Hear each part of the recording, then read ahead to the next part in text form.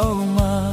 မတူတူနေနဲ့အမြဲရမှန်းထားခဲ့တယ်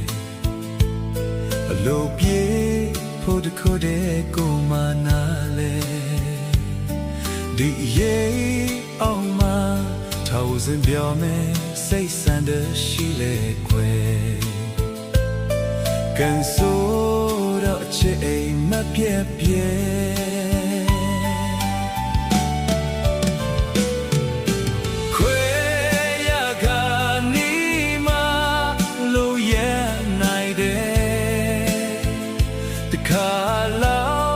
တောင်းနှံခွင့်မပေးသူရဲ့ကိုရဲ့တဲ့ချွေနဲ့လည်းနှုတ်ဆက်ခဲ့တယ်အချစ်ရဲ့နေရတော့ခွေသွားတော့မယ်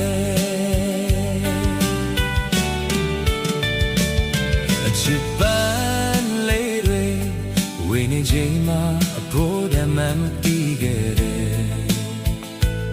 ငကိုရပိုင်ခွင့်ပဲချင်မိတယ်အချစ်စကားလေးတွေဝေနေချိန်မှာတုံ့ပြန်ဖို့တည်ရတယ်အခုများမှအဖြစ်ရဲ့နောင်ဖို့ခွဲ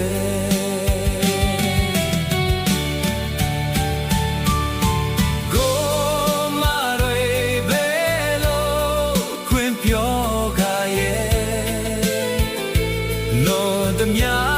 အချင်းနတ်ဖို့ထောင်းပန်တယ်